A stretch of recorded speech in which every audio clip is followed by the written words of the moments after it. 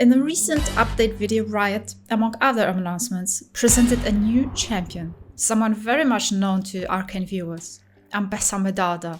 And it's now more than certain her becoming a champion means her role in the upcoming season of Arcane will become more prominent. It fits within what we were already told by them in a Q&A they did on Reddit a while back anyway, that Season 2 is about war. And what other Runeterra region fits the war theme better than Noxus? What other character matches that description other than the one who already announced unfolding war?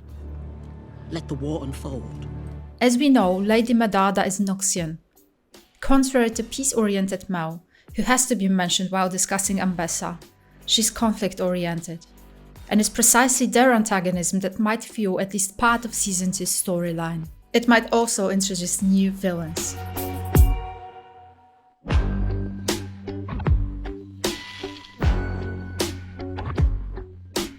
In this video, we are assuming Mel survived Jinx's rocket hit, most probably due to her armor resembling one the Solari wear, that include protective shields.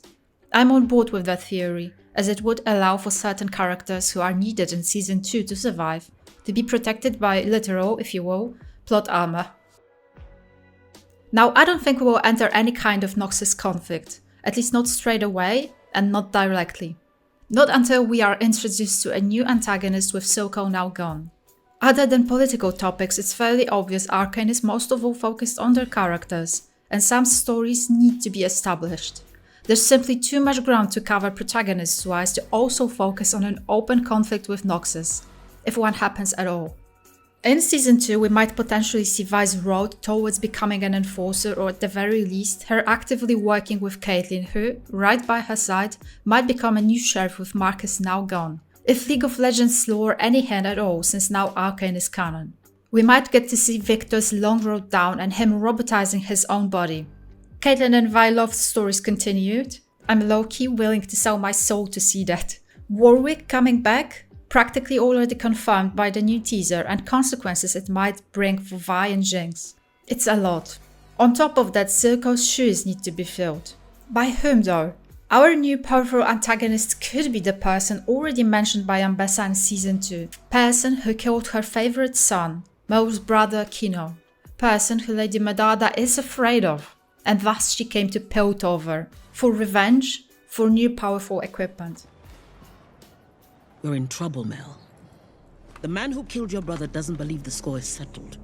And his resources exceed ours. If there is a chance Hextech can be weaponized, we must have it. New antagonist connected to Lady Medarda surely has Noxus origins. Naturally, it could be Jericho Swain, powerful Noxian general, extremely dangerous, or perhaps Urgot, not only connected to Noxus but also to Zorn. After all, we have already seen Caitlyn and Vi fighting Urgot in the Warriors cinematic. There's also a theory that one of the Cambarons surrounding Silco, Voss, is the very same one that tortured Urgot before he dominated parts of Zorn mines. So references are already there and more than one, which we'll discuss just a bit later. Frightened of her new enemy by coming to Piltover, unexpected and uninvited. Ambessa Medarda disturbed Mel's life and what she was building there. Her own, peace yet power-oriented political endeavor. After all, Ambessa trying to toughen up young Mel, despite her being gentle and primarily good, did just the opposite. Mel did not learn how to be ruthless. Instead, she learned what not to become. I will give you the world, child, if you prove you can take it. When Ambessa was 10, her father brought her to the aftermath of the Battle of Hildengard to collect weapons from the fallen in exchange for a gold coin each, exposing her to death and war. This, to some degree, explains Ambessa's very essence and the lessons she tried to pass down to Mel based on what she knew from her own adolescence years. It explains it, but surely not excuses the way Ambessa treated young Mel. This probably groundbreaking moment defined Mel and, contrary to what Ambessa wanted for her, set Mel's goals strongly against war. They're still cleaning the blood off the bridge. When do we say enough is enough? Jace, you don't know war. I do. It must be our last resort. There may be a diplomatic solution. Mel's ideals made her strong. At the same time, they're exactly what made Ambessa feel weak enough to have her sent away. I stopped being part of this family the moment you cast me out. Why did you do it? Because you weakened me. I couldn't endure the look in your eyes whenever I made the necessary decisions to keep us safe. Mel came to Piltover and gained power. As a counselor and by far the wealthiest person in the city, she sponsored the research of GGzi into Hextech that then revolutionized trade and travel in the world, thus having a hand in Piltover's undeniable progress. She played the political game better than others. She played the counselors. This one. That's a child's toy. Good. She even played GGzi, that is until she possibly fell for him. Then a letter arrived, and everything changed. This arrived for you.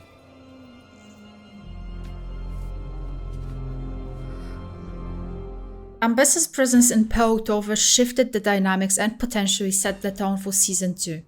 Mel, despite appearances, having built a strong position in the city and within its political pyramids, has always been marked with her childhood experience, the pain she had to endure. She still has nightmares. Medarda's name comes with aggression, hostility, anger, with all shades of red, so well presented within any scene she shares with her mother, within the painting that she's creating. A painting she ended up destroying. Last but not least, Medarda's name comes with a connection to kindred, a spirit symbolizing death, a wolf and a sheep. Whether it means something, or it means nothing at all, it is Ambessa that mentions a wolf. A wolf has no mercy. It's her hired male prostitute that wears a kindred mask in the brothel. Ambessa Medarda not only brings war, she also brings death. What does that mean for us? Ambessa from the very beginning tries to manipulate both Mel, well aware of being manipulated, and GGzi into giving away Hextech machinery. She tries to convince GGzi Zorn is the threat he should be focusing on and thus upgrading his invention into a war machine. In the meantime, she does not care for Zorn, at least not that we know of. Her interests lie most of all in Noxus. She does not hide that from Mel, but she takes her manipulative actions one step further, using Mel's biggest weakness, offering her own approval she took away years ago while sending her away.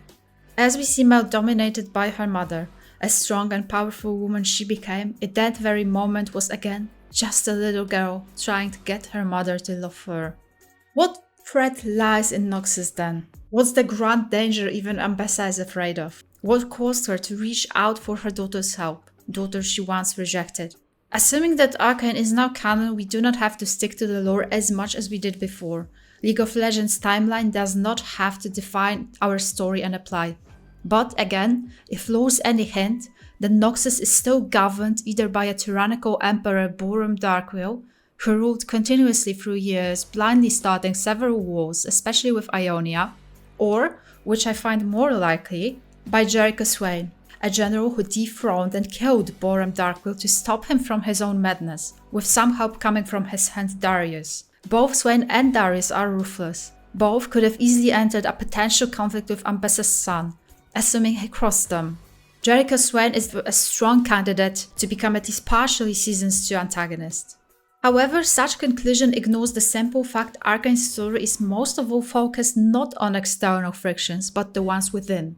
It's a story oriented around inner inequalities, ignorance of those who rule, well-focused councils, rich oligarchs, and how unawareness, lack of knowledge about those who suffer in poverty might lead to hatred, rebellion, revolts, and a tendency to follow cults.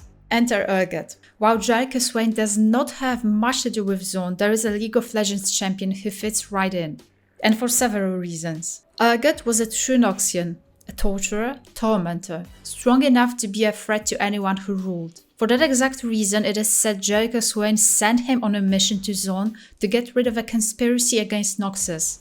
Urgot realized too late there was no conspiracy. His mission was a setup, removing him from the capital as Swain seized control. Surrounded by camp barons, enraged and betrayed, Urgot was dragged down into the Chemtech mines beneath Zorn. He was defeated, but overall he once more regained control, gained followers, his reign very much resembling a cult. And who is more likely to follow a religious-like order than those who are ignored and lost? Now, why do I think that Urgot could matter in the upcoming seasons of Arcane? Because he has a direct connection not only to Zorn, but also to Vi, and an indirect connection to Medarda clan. There's a story called Child of Zon, which I highly recommend, and it fits right within what we can expect in Arcane Season 2, what I'd call a target state. Obviously that includes Caitlyn and Vi working together to fight crimes not only in Piltover but also in Zon. Caitlyn being a sheriff, Jinx opposing them, and a new antagonist who takes over the role of Zon's unofficial sovereign. Child of Zon tells us a story from Vi's perspective. Acting as a warden, she looks down a group of thugs who later on turned out to be part of Medarda clan. Their parents, upon finding out, are enraged. They demand Vi's head. In the meantime, Caitlyn discovers a new threat roaming the streets of Zon, and a chance to save Vi. She sends her to lay low in the lowest levels of Zon for a while and investigate mentioned threat undercover. Vi's investigation leads her to finding out that a major creature, calling himself Urgot, the Dreadnought looking like a spider, created a cult-like group, a group that creates synthetic hextech crystals, which naturally creates a direct danger to Piltover, and might determine a change of the way hextech is currently used. By the end of the story, Caitlyn and Vi fight and defeat Urgot, a scene you are most probably very much familiar with, as it is shown in the Warriors cinematic. Now, summing up all that we have discussed thus far, it seems like both Jericho Swain and Urgot are somewhat connected in one way or another not only to Noxus, Zon, but also to each other and to Medarda clan. Both could play a role in the upcoming seasons. Jericho Swain could have potentially been the very same man that Ambessa's son Kino crossed. Urgot could be the one who slowly takes over Silco's role in the lanes, and a new investigation subject for Caitlyn and Vi. But as we know, it all takes time to properly build, especially in Arcane, a show meticulous with details, with logical causes and effects. I highly doubt Vi will join the Wardens in the very first episode of Season 2. It might be a long road for her to reach that place. There's several other factors to involve as well. Warwick's role in all of this. As we know soon enough, he might be roaming the streets of Zon as already hinted by a teaser. The matter of who survives the rocket hit. And last but not least, Ambessa's Medarda part, once again dominating over Mel, bringing her own problems to Piltover, antagonizing one pro-war, one against it. It could be Mel's moment to, yet again, weaken Ambessa, but perhaps this time in a very different way than before. Thank you so much for watching, and do let me know your thoughts down below.